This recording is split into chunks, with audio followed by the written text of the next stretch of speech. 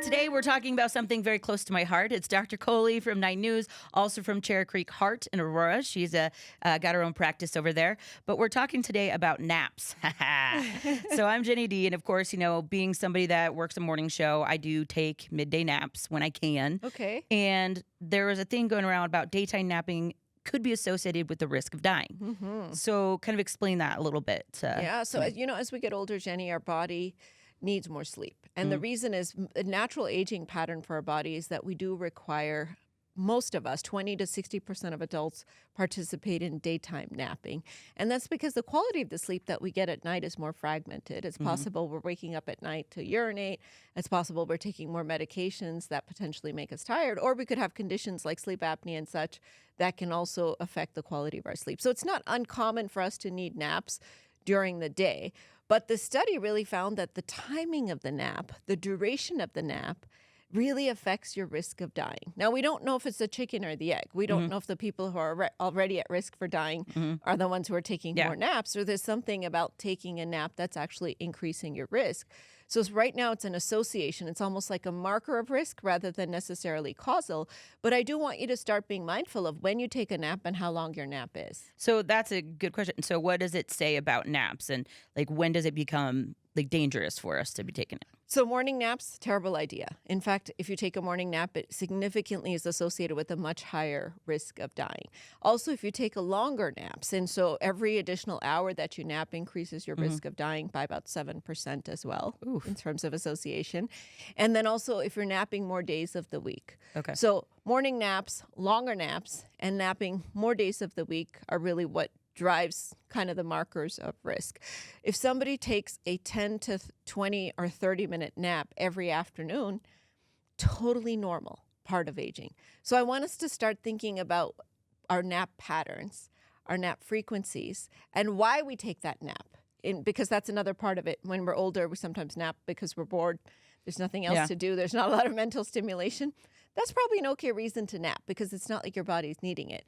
But if you're so tired in the afternoon that you can't keep your eyes open, and I'm curious what your reason for napping is in the afternoon, then I have two kids. I'm a single mom. The best was the other day.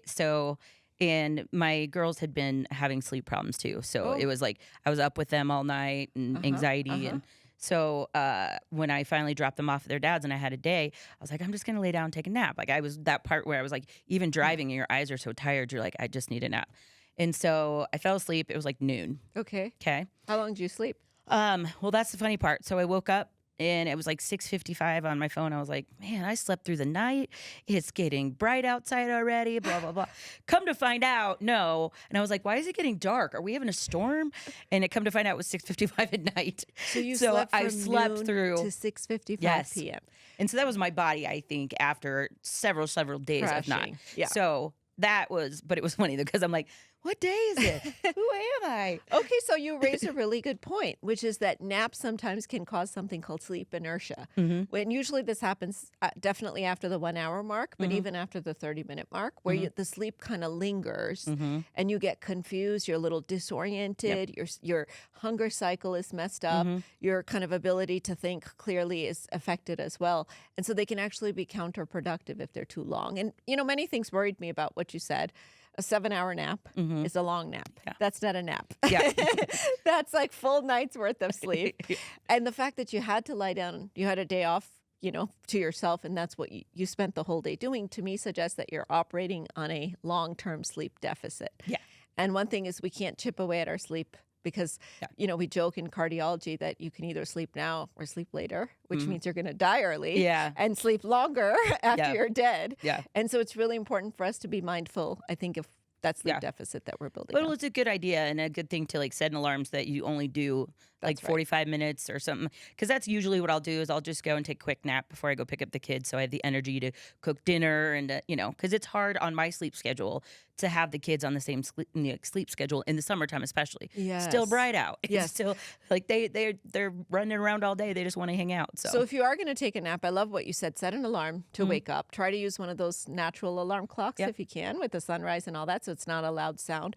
Try to limit to 30 minutes. 30 minutes? Yeah, because they say under 30 minutes, you're really not going to have that sleep inertia. Over that, especially over an hour, you definitely will. And then try to hit the early afternoon hours. Okay. So sometime between 1 and like 3:30. Okay. Because if you take too late a nap, then it affects your ability to sleep at night. And if it's too early, like we talked about, that could be actually be potentially a marker of risk.